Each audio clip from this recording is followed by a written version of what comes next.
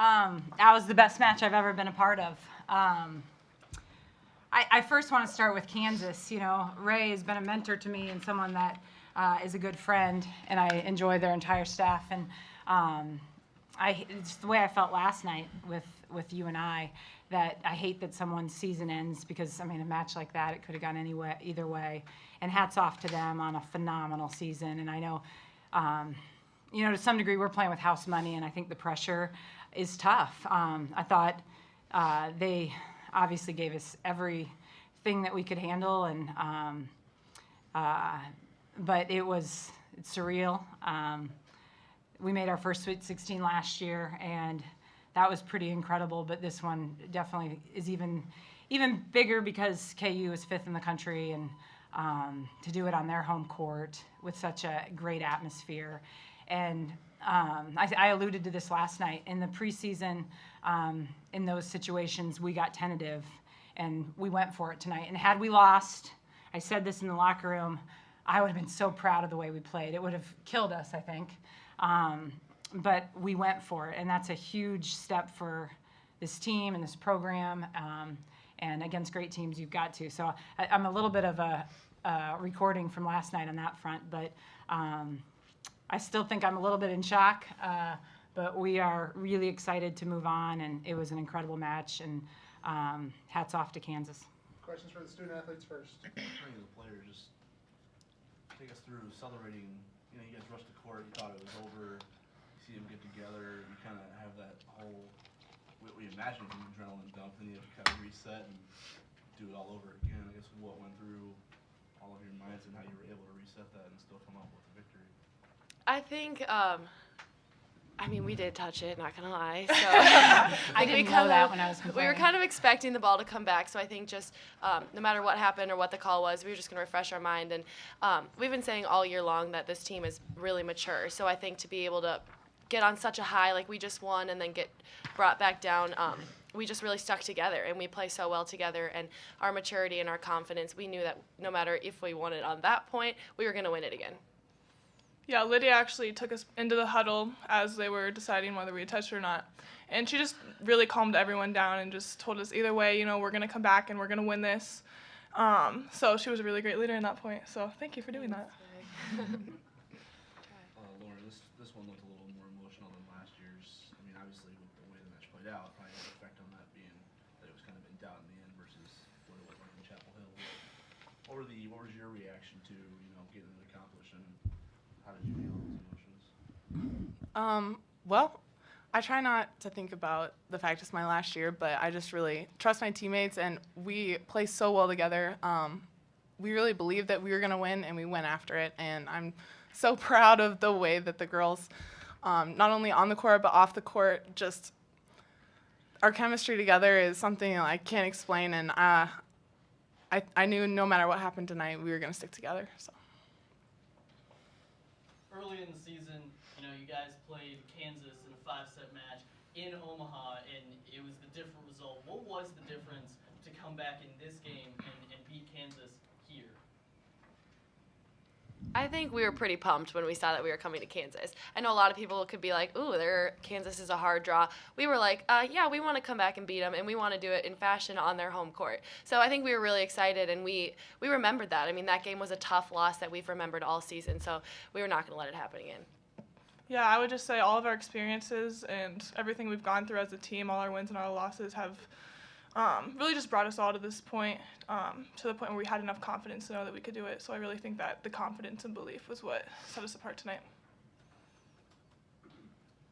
I guess after the non-conference season ended, just when we talked with you, seemed more confident in every matchup you guys had dropped. You felt more confident if you had gotten a rematch against those teams. I know that this team is really confident, but what is it specifically that made you come out of those matches where you lost late to good teams, saying if we get a rematch, it'll be Yeah, I think all of those losses were really that we lost to ourselves, not to the other team, and that's why we took all those losses really hard, because we knew that we could beat those teams if we played within ourselves, and I think that's what we did tonight. Jaylee, through 5 tournament games, you have almost 20 kills per game. How are you able to have such an impact in tournament games through not very many experienced games? The way I've prepared for every match and every practice is that this is a championship game. Every match and every time I touch the ball is so important to me, and I would just want to continue to do that. Take two more for the student athletes. How different was today in resetting for Game 5 versus yesterday? I know you're Northern Iowa and Creighton yesterday was more of a neutral environment. Today, when you lose Game 4, Kansas has a lot of momentum. The crowd is on their side. What was the difference in resetting for Game 5 today versus yesterday? Yeah, I actually thought it was kind of similar just because we knew we were going to lose that fourth match, and then we just had to reset for the fifth game. But yeah, they're on their home court. They have all the momentum in the world, and we knew that we just needed to come out quick and shut them down. I think they got off to a 5-0 run in the fourth set, so we really just knew that we needed to not let them do that at the beginning, and we'd be good. I mean, Kansas is an amazing team, as you can tell out there that it was really close. And I think we knew that when we were up 2-1, they were not going to roll over. So we kind of expected them to come out in the fourth game. Same thing as yesterday with UNI, both great teams, and they really challenged us. So we just had to mentally reset. And like Jaylee said, it was kind of the same. We were just taking a game off in the fourth for, I don't know why, saving our energy for the fifth, make it more exciting. But just wipe it away, reset, and get ready for the fifth. When does celebration become preparation for Michigan? Right away. Right now. Right now. Right now. So. All right. Thanks, ladies. Thanks. Thank you. Good job, guys.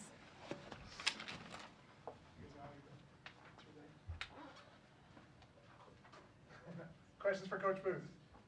Kristen, what does it say about the competitive spirit of both of these teams that you have two matches like you had? Well, first of all, I think it's unfortunate we hit so early. I think Kansas should be moving on. I feel like we're a team that deserves to move on. But I think Kansas, we've always known as a team of winners. To go 8-0 in fifth games all season tells you that they know how to win. I mean, I have to guess in the huddle, Coach Bouchard was saying, this is our wheelhouse. This is where we're comfortable. And fortunately, I think we've developed into winners. I think the great thing was both teams went for it. I think at any high level of any sport, you want to win it rather than have someone lose it, and I think that happened tonight. Coach, do you feel like there was a sort of almost a sea change in terms of your program with the breakthrough last year? I mean, you had to go to North Carolina and win on their home court, had a good match against USC. Did that change maybe the overall mentality?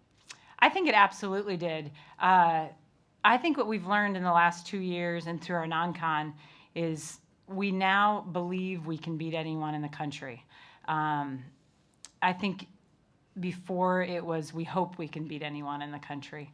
When we lost to USC, they were number 1 in the country. They didn't win the national championship, obviously. KU upset them. But they were number 1, and we felt like we had opportunities there. So that drove us during the off season. As you know, Jaylee's highly competitive. She didn't talk for like 48 hours after that loss. She was so upset about that. And then I think the non-con was huge for us. Kansas was number 4 when we play them. We lose 15-13 in the fifth. Of course, that's a match that can go either way. We had 2 set points to go up 2-1 on number 1 Nebraska. And those are huge moments for a young group that's trying to take that next step to say, hey, we can compete with these top teams. It doesn't matter what the name of their jersey is on the back. But Creighton can play with the big dogs, and I think last year paid dividends to that. Coach, you mentioned Jaylee yourself. She had, like I said, 20 kills in 5 tournament games. What does she bring to the tournament, and how can she, in so few experience of games, bring what she does? I have a philosophy of a winner's a winner. Britt Witt, our freshman libero, the kid's a winner, Jaylee was a winner when she walked in the door. I'll never forget a text I got from Jaylee in high school. They'd lost a game like 15-13 in the fifth, and she'd made an error. And I said, great match. And she said, no, I got to make that play. That's my job. So this is a kid that wants the ball at end game. And steps up and is going to go for it. And it doesn't always happen, but a good percent of the time she's going to get it done, and she did tonight. I was thrilled that at endgame she was in the front row again because she's going to make plays.